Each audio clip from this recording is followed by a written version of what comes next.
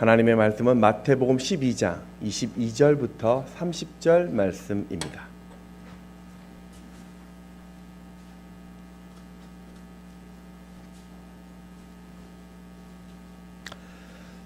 마태복음 12장 22절부터 30절을 한 절씩 교독하여 또 보겠습니다. 그때 귀신 들려 눈 멀고 말 못하는 사람을 데리고 왔거늘 예수께서 고쳐주심에 그 말 못하는 사람이 말하며 보게 된지라.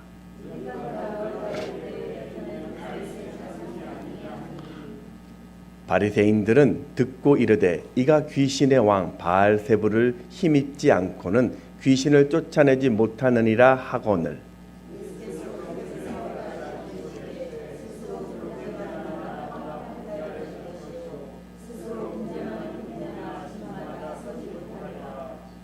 만일 사탄을 쫓아내면 스스로 분쟁하는 것이니 그리하고야 어떻게 그의 나라가 서겠느냐.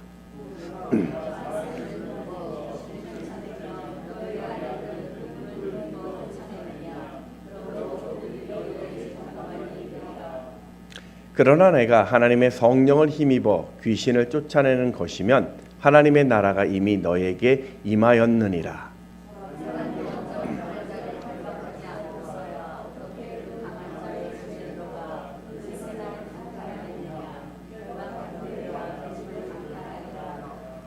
함께 읽겠습니다.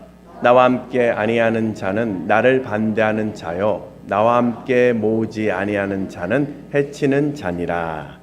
아멘. 네, 오늘 오신 여러분 환영하고 또 축복합니다. 우리 옆에 계신 분들과 인사하면서 우리 같이 좀 말씀을 보았으면 좋겠습니다. 오늘 응답 받으세요.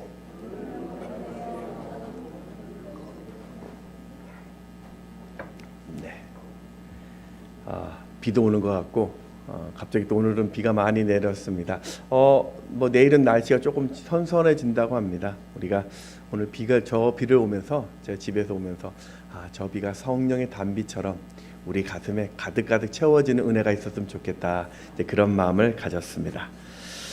자, 여러분 한 가지 좀 질문을 하나 하도록 하겠습니다. 여러분 홍길동은 의적일까요? 도적일까요? 참 애매하죠. 이게 어느 편에 보느냐에 좀 달라질 겁니다.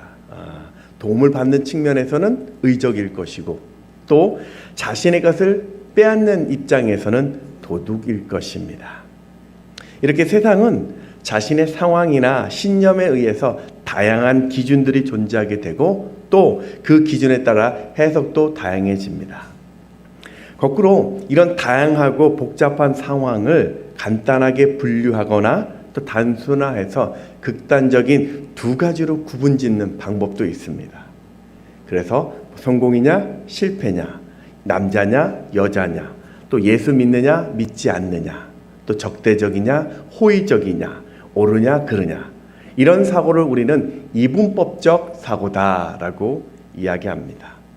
근데 문제는 이런 이분법적 사고의 단점은 내가 정답이라고 생각하는 순간부터 절대적인 그 진리를 인정하지 않게 된다는 것이죠. 바리새인들이 지금 그렇습니다. 편견에 갇혀버린 이들은 자신들의 그 전통 그리고 율법의 근거에서 무조건 그 예수를 지금 부정하고 있습니다. 오늘은 그 본문의 연장선인데 예수님은 지금 귀신 들려 눈 멀고 말 못하는 사람을 지금 그 자리에서 고쳐주셨습니다. 오늘 22절을 같이 한번 읽어볼까요? 읽습니다. 시작. 그때 귀신 들려 눈 멀고 말 못하는 사람을 데리고 왔거늘 예수께서 고쳐주심에 그 말 못하는 사람이 말하며 보게 된지라. 이게 얼마나 멋진 역사입니까? 참 놀라운 기적일 것입니다.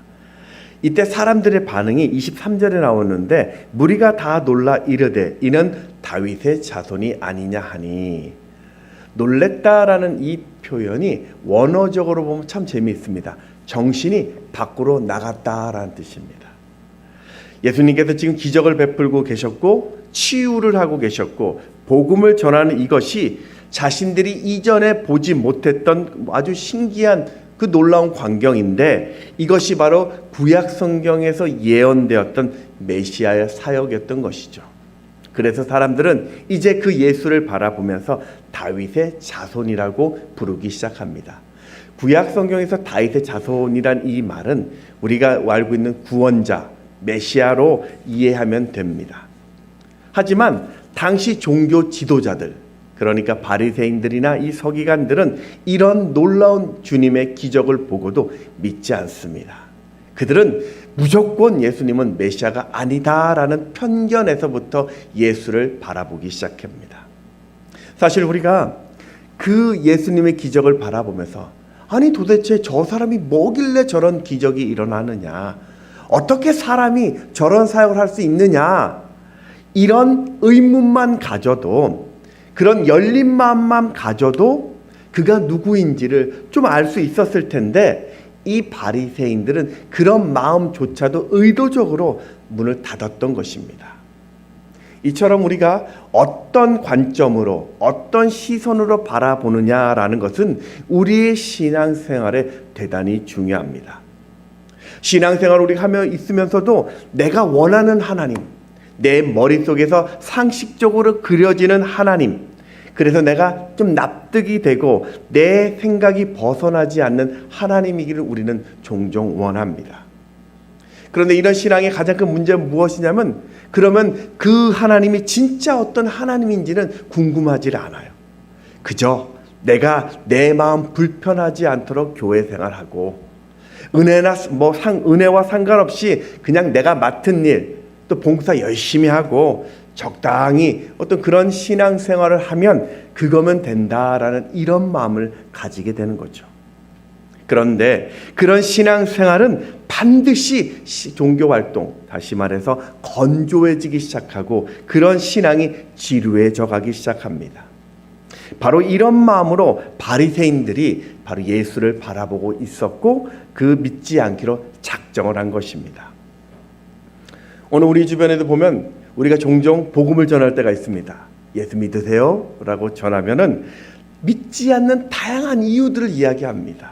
뭐 집안의 가풍 때문에, 저희는 독실한 불교 집안이기 때문에, 제가 중학교 때 썼던 이야기입니다. 우리 집안은 독실한 불교 집안이기 때문에 나한테 복음 전하지 마. 나는 철학적인 신념이 신은 없다라는 신념 때문에 나는 종교 안 가질 거야.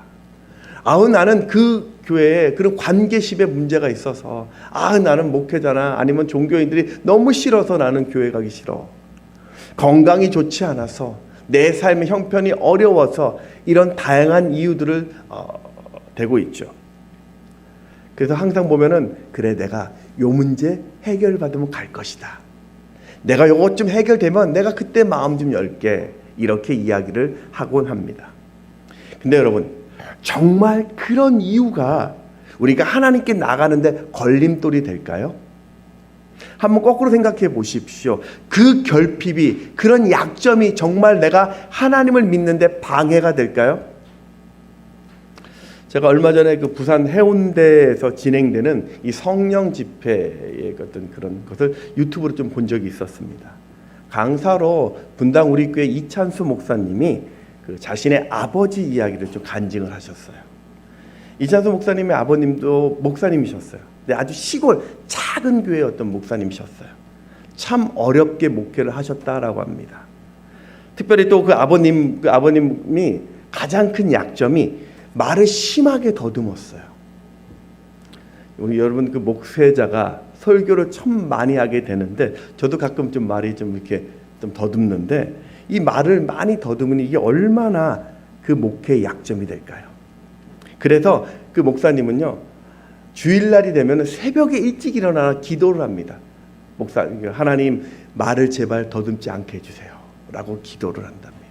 그리고 예배를 쓰게 되는데, 은혜를 주셔서 이 말에 어눌함이 없게 해달라고 기도하면, 메시지를 좀 잘 전할 수 있도록 기도하면요, 정말 기도가 좀 잘 되면 그날은 말을 어눌하게 조금 덜 더듬으셨다고 합니다. 어떤 때는 성도님이요, 정말 잘 알아듣지 못하겠다라고 투정을 하면요, 그게 목사님한테 상처가 돼서 목회 위축이 돼서 다음 예배 시간에는 말을 더 더듬는 거예요. 그래서 그 예배 때는 진짜 목사님이 무슨 말을 하는지 못 알아들 정도였다고 합니다. 그래서 이찬수 목사님의 아버님이 이거 안 되겠다 싶어서 40일 금식 기도를 합니다. 그리고 17일째 되는 날 소천하셨어요. 사모님은 어떨까요? 남편의 평생 그런 매번 예배 때마다 말을 더듬는 그 남편 목사님을 바라볼 때마다 평생 뒤에서 가슴 졸이며 눈물로 안타까움으로 그 불안감으로 기도하면서 목회에 동역했을 것입니다. 그러다가 17일째 소천하는 그 남편의 싸늘한 시신을 물론 천국에 갔지만 그 시신을 맞이할 때 어떤 마음이었을까요? 그런데 이찬수 목사님이 자신이 이런 고백을 합니다. 자신은 그 부모님의 믿음을 따라갈 수 없었다라고 고백을 해요. 그러면서 그 부모님의 그 연약한 결핍의 모습이 자신의 목회에 큰 힘이 되었다라고 간증합니다. 이찬수 목사님은 그 부모님은 자신들의 그 연약함 때문에 우울해하거나 부모님이 분노를 하거나 성도를 바라보면서 가슴 치는 인생이 아니라 오히려 부모님들은 그 결핍과 약점 때문에 더 주님께로 나가게 됐다고 고백합니다. 여러분, 그분들은 이런 연약함이 예수를 떠나게 한 것이 아니라 예수를 더 의지하게 됐다라는 그것이 이찬수 목사님 자신의 목회에 큰 힘이 되었다라고 간증을 했습니다. 여러분, 이 이찬수 목사님의 그 생각을 여러분 어떻게 생각하십니까? 얼마 전에 제가 요 명절 때 저희 교회가 그 자원봉사하고 계시는 산소망교회에 그 김재홍 원로 목사님의 그 쓰신 글을 책을 좀 본 적이 있습니다. 며칠 전에 봤는데요. 이분이 이제 고려대학교를 나오시고 한국은행에 근무하면서 세상의 성공을 위해서 승승장구하며 달리던 사람이었습니다. 근데 그가 31살 때 베체트 병이라는 자가 면역성 질환에 앓게 됩니다. 이 병은 치료법이 없다고 합니다. 점점점 온몸의 통증과 실명이 되는 질병이었다고 합니다. 두 눈을 잃고 나서 자신이 대학 시절부터 그렇게 꿈꿔왔었던 이 한국 경제를 좀 책임지는 그런 전문인이 되려는 그 소망이 물거품이 돼버리자 자신은 내 인생 실패했다라고 생각하고 그 자살을 결심합니다. 근데 크리스찬이었기 때문에 성경에 보니까 자살하면 지옥 간다는 말이 이제 들어오기 시작한 거예요. 그래가지고 정말 죽음 이후에 다른 세계가 있을까 궁금해서 이게 진짜 천국과 지옥이 있는지 진짜인지 가짜인지 궁금하더라는 거죠.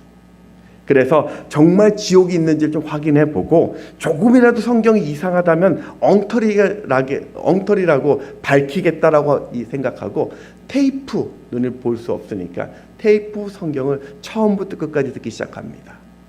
그러다 고린도후서 4장 18절의 말씀이 가슴에 쿵 하고 다가오기 시작합니다. 같이 한번 읽어볼까요? 시작. 우리가 주목하는 것은 보이는 것이 아니요 보이지 않는 것이니 보이는 것은 잠깐이요 보이지 않는 것은 영원함이니라. 우리가 주목하는 것이 보이는 것이 아니라 보이지 않는 것이라. 그 목사님에게 이게 강력하게 들어와서 그 말씀을 묵상할 때 자신의 삶 가운데 하나님이 이런 음성을 주셨다고 합니다. 재홍아, 내가 너를 사랑한다. 너는 세상은 너를 향하여 실패자라고 이야기하겠지만 하늘에서 너는 절대 실패자가 아니다. 그렇게 자신을 사랑하는 하나님을 만나게 된 이분은요, 신학을 하게 됩니다. 이후 자신처럼 후천적인 사고나 성인병으로 시력을 잃고 삶의 의욕을 잃는 중도 실명자들에게 생명의 말씀을 전하고자 산소망 선교회를 개척하였고 픽업 서비스, 신앙 서적이 녹음해 준다든지 수련회나 등산이나 건강 교실을 통해서 그 각자의 적성과 소망의 소양에 맞는 재활 교육을 통해서 자립의 길로 나아갈 수 있도록 돕는 사역을 하고 계셨습니다. 이 목사님은 자신이 육체의 빛은 잃었지만 그 인생의 고비고비마다 하나님이 자신에게 직접 찾아와 주셨고 그 사방이 막혔을 때도 언제나 따뜻한 손으로 직접 하늘의 문을 열어주셨다라고, 그래서 자신의 인생이 행복하다라고 간증하고 있습니다. 여러분, 저 글이요, 그저 한 평범한 시각 장애인의 체념과 같은 그런 말이라고 생각하십니까? 그냥 이분의 삶이 여러분 이렇게 절망적이다라고 혀를 찰 만한 인생일까요? 우리가 어떤 이유든지 그게 환경의 문제이든 아니면 커리어의 문제이든 삶의 어떤 결핍이든 간에 그게 예수를 안 믿을 이유는 되지 않음을 기억하시기 바랍니다. 오히려 여러분 그 장애물의 빗장이 풀리는 순간 누구보다도 더 신실한 하나님의 증거자의 삶을 살게 될 것입니다. 오늘 이 성경에 나오는 이 바리새인은요, 바로 이 가능성을 인정하지 않았어요. 그래서 이 예수가 주 되심에 대한 이 빗장 자체를 아예 문을 닫아버린 것입니다. 24절을 같이 한번 읽어보겠습니다. 시작. 바리새인들은 듣고 이르되 이가 귀신의 왕 바알세불을 힘입지 않고는 귀신을 쫓아내지 못하느니라 하거늘. 지금 바리새인들은 예수님은 귀신의 왕이라고 바알세불의 힘을 빌린 것이라고 그런 기적이라고 예수님을 비난하고 있습니다. 바리새인들은요 여전히 편견과 이 단정으로 얼마나 지금 많은 사람들에게 어려움을 주고 있는지 모릅니다. 이것처럼 어리석은 인생이 있을까요? 예수님은요 이 바리새인들의 생각을 다 아셨습니다. 그리고 이 비난을요 정확하게 반박하십니다. 25절 26절을 또 읽습니다. 시작. 예수께서 그들의 생각을 아시고 이르시되 스스로 분쟁하는 나라마다 황폐하여 질 것이요 스스로 분쟁하는 동네나 집마다 서지 못하리라. 만일 사탄이 사탄을 쫓아내면 스스로 분쟁하는 것이니 그리하고야 어떻게 그의 나라가 서겠느냐. 내가 만약 사탄의 그 왕의 이 바알세불의 힘을 이용해서 사탄을 내쫓은 거라면 이건 내부 분열이다.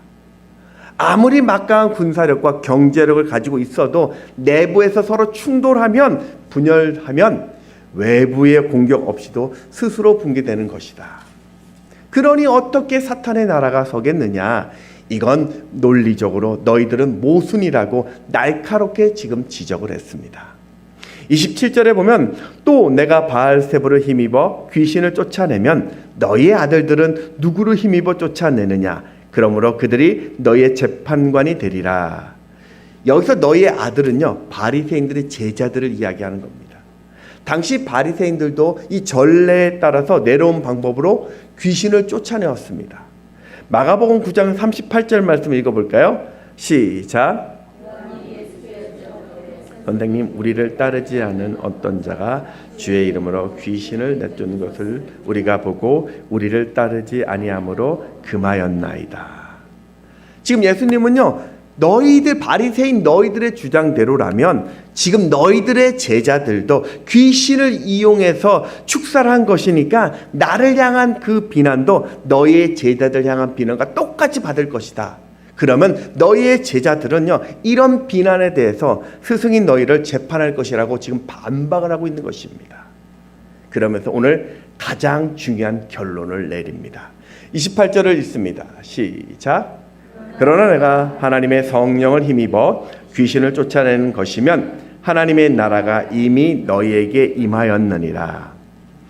예수님은요 지금 귀신을 쫓아내는 역사는 성령의 힘이고 성령의 능력이라고 지금 말씀을 하고 있습니다. 이런 역사는 오직 하나님의 나라가 임한 증거라고 이야기하고 있는 것이죠. 오늘 현대인들의 가장 큰 비극 중에 하나는요 이 사탄의 존재를 인정하지 않는다라는 겁니다. 여러분 사탄 하면 생각나는 게 뭡니까? 사탄 말고요 사탄 하면 생각나면 우리 상상에 있는 사탄은요 막 귀신이 들리면 뭐 이렇게 정신이 막 이상해지고 이상한 쇳소리도 나고 막 신비한 힘도 나가고 뭐 눈에서 피도 나고 뭐 휙휙 날아다니고. 이거 영화를 너무 많이 본 겁니다. 우리가 영화를 너무 많이 봤어요.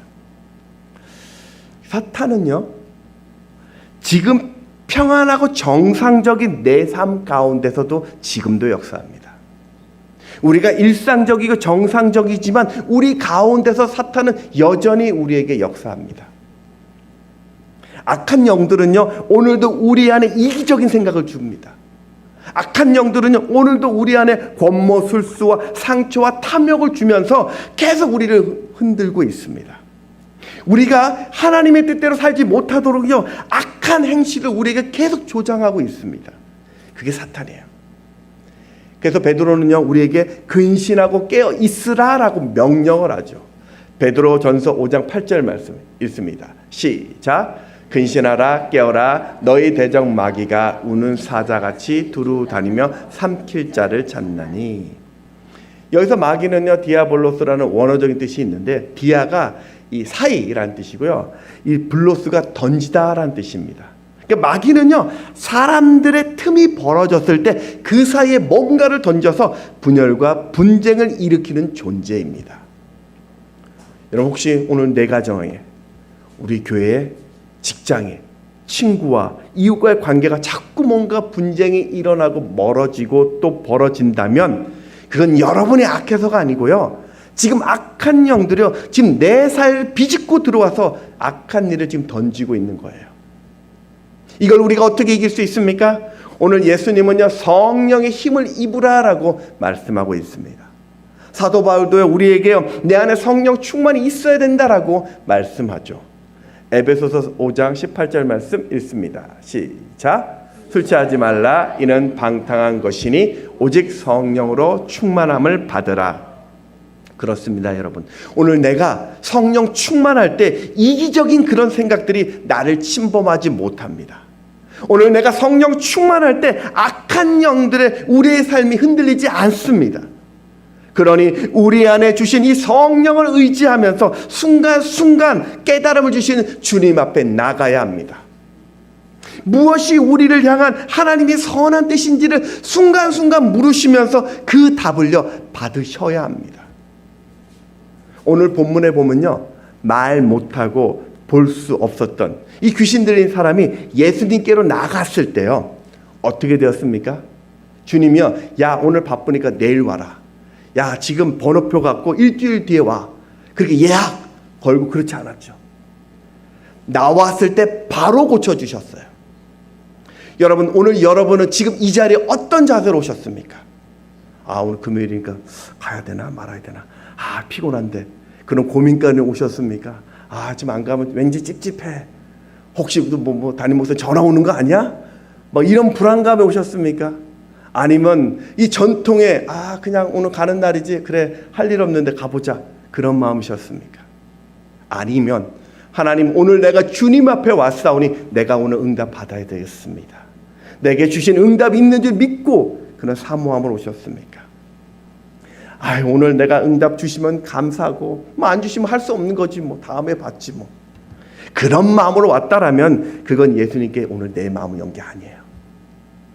지금 이 자리에 계신 예수님은 내가 오늘 반드시 만나겠다라면, 오늘 내게 주실 이 은혜를 내가 오늘 반드시 누리겠다라는 그런 사모함으로 나왔을 때 주님을 보게 될 것입니다. 예수 그리스도 이름이 있다라는 것, 오늘 이 예배 가운데 여러분 기도하실 때 기대하시면서 주님 앞에 믿음으로 구할 때 여러분은 날마다 하나님의 은혜에 있음을 깨닫게 될 것입니다. 말씀을 정리하겠습니다.